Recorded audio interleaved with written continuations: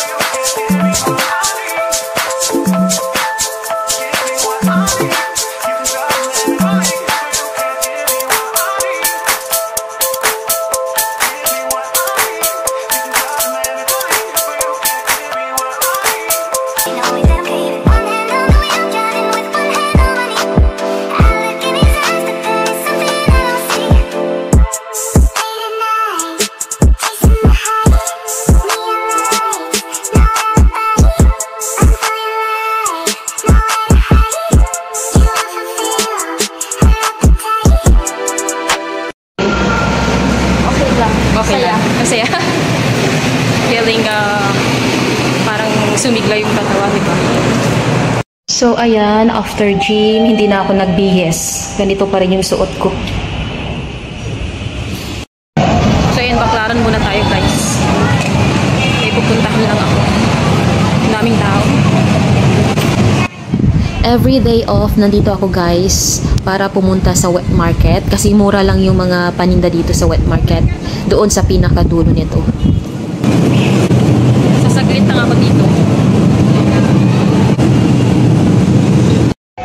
But today guys, I'm not going there to the wet market. May pinuntahan lang ako doon. So tapos na. So ayan, nagpaplano na akong lumabas dito sa pinakamagulong lugar na to.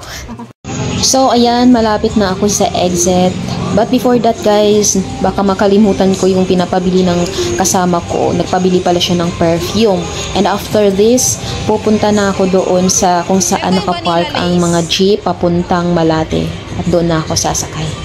So, nandito na nga ako sa labas. Maglalakad lang ako. Didiretsuhin ko lang to papunta doon. Palabas. Sasakay na ako ng jeep.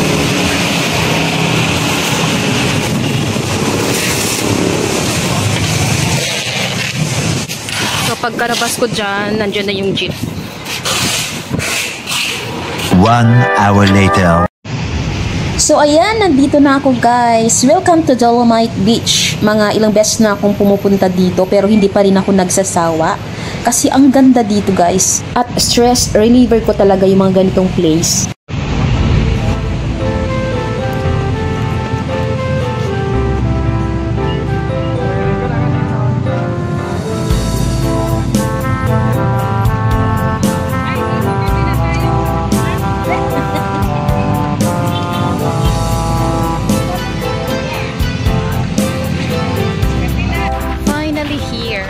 Dolomite Beach.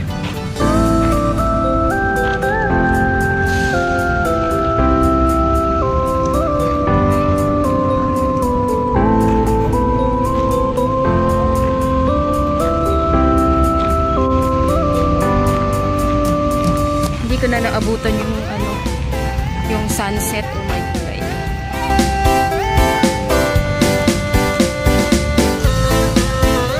Pero in fairness, ang ngayon, ang linis.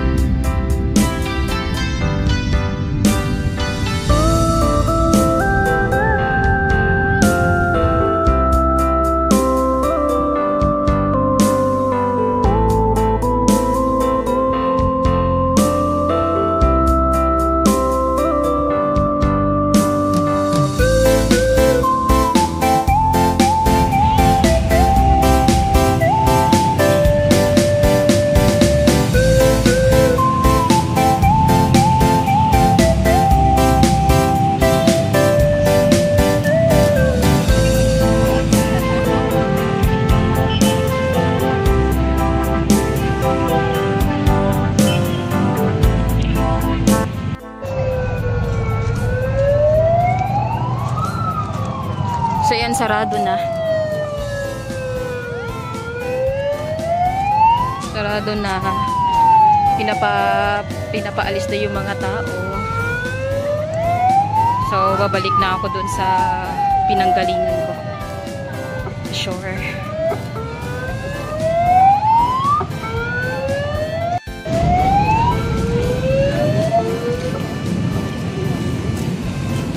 Sobrang dilim na.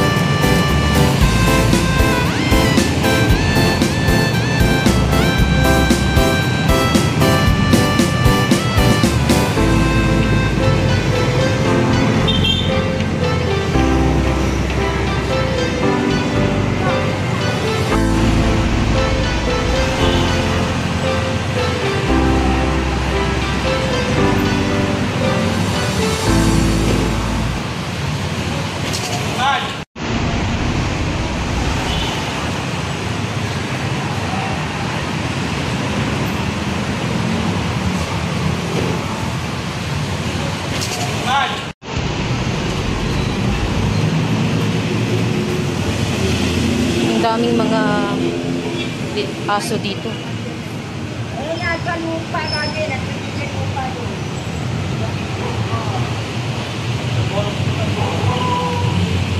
Already 6 PM here. So, kailangan ko nang bumalik sa aming tirahan. So, dito yung jeep. Dito ako sasakay. Finally, I'm here in Baclaran, guys, beside the Heritage.